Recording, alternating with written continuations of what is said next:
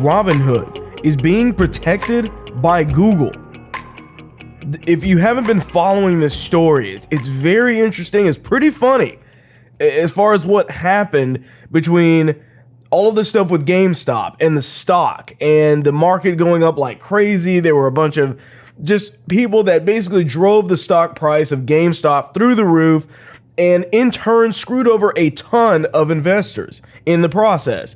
And Robinhood, which is a very, very popular trading app, was basically trying to stop that from happening.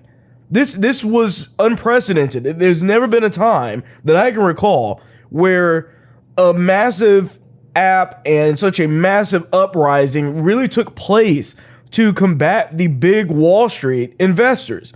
So we have a story here about the Robinhood app. Now, Robinhood basically told the people that were investing on their platform, you can no longer invest in the GameStop stock. You can no longer invest in the stock for Nokia and all of the rest of the companies that many people were trying to basically screw over the hedge fund guys with. So now Google is basically taking away those negative reviews. They were getting review bombed on the Google Play Store for their app and for their bad decisions around their taking away the people's ability to trade freely. So the story goes, and this is Daily Wire reporting that shortly after the stock trading app froze all GameStop trading, Google removed close to 100,000 negative reviews from the Google Play Store that brought Robinhood down to a 1-star rating. Now, it's saying Google is actively removing negative reviews of the Robinhood app from the Google Play Store. And then after some disgruntled Robinhood users organized campaigns to give the app a 1-star review on Google Play Store and Apple's Play Store, and succeeded in review bombing it all the way down to 1 star. The company has now deleted enough reviews to bring it back to nearly 4 stars. Why did this happen? This is simple. Google is, I would say there's 2 reasons why this happened. So the first real reason why this took place is that you know good and well that Robinhood, whoever they are, basically called somebody at Apple and Google and said, hey, help us out, please help us get our reviews back to where they should be. We don't want these negative reviews tarnishing our legacy for too long. And of course, Google and Apple just decided, hey, we're going to play along. We're going to go right along with it. I said on my show yesterday that this type of, I guess you could say, censorship of free trade is very similar to the censorship that happened on Twitter. It's very similar to that because you have all of these companies that are all kind of the same belief system, that it is that you should be unable as a free citizen, as somebody in the United States, to be able to invest in a certain company. I mean, they're literally telling you you can't invest in this company. Why? Because you don't deserve to be able to do that. And if you go to the store to give a bad review, we're going to take it away.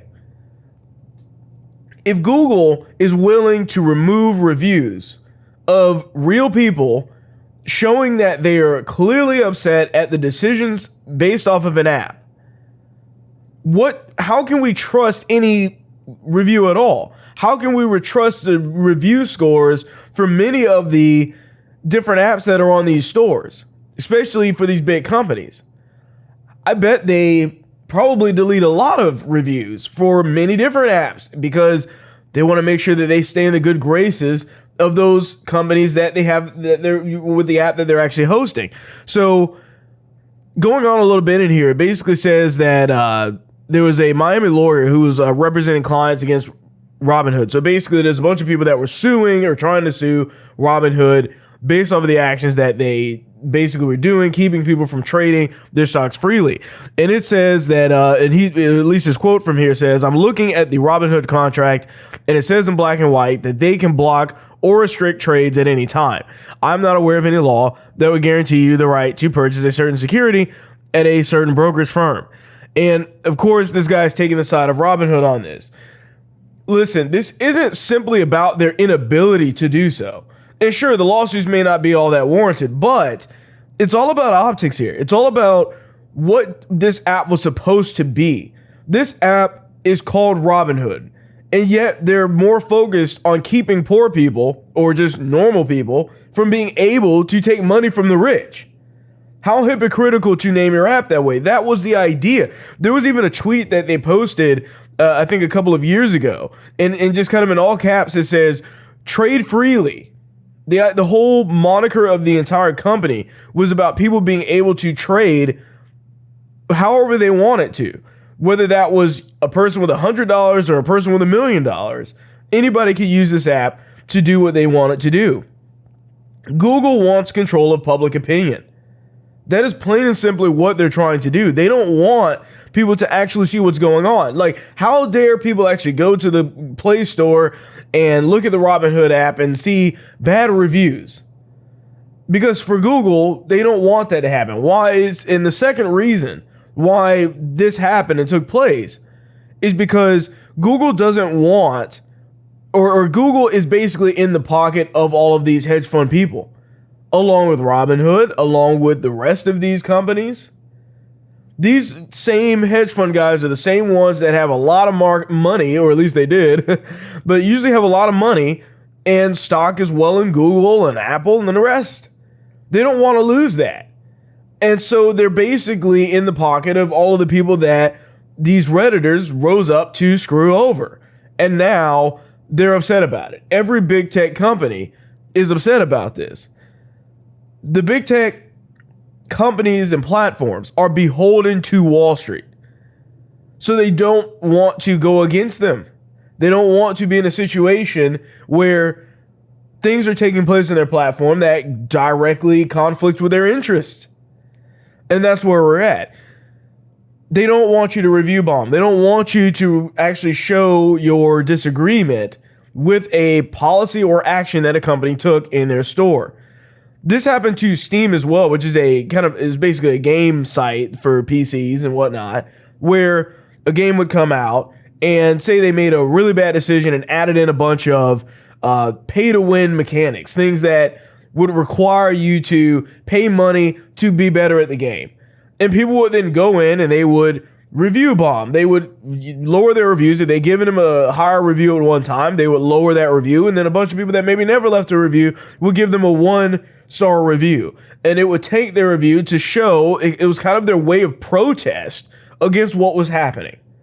And a lot of the companies were upset, but generally speaking, Steam allowed for that to happen. They allowed for it to stay that way because satisfying your customers is extremely important. And Robinhood, Google Play Store, Apple Store, they could care less about you and what you're investing in and what you see.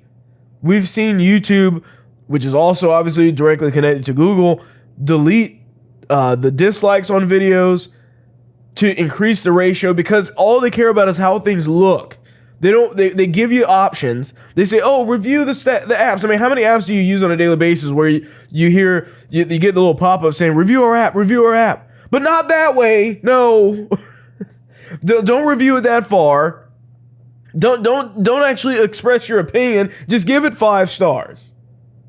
This is where we're at. And this big tech type of censorship, whether it's on free speech or free trade, will always be a thing until we do something about it, regardless of what's happening. I think this is going to screw over Robinhood more than they realize, and this is going to lead to a rise of hopefully a new kind of trading app where people are allowed to do whatever it is that they want to do freely. And that's where we're at this point.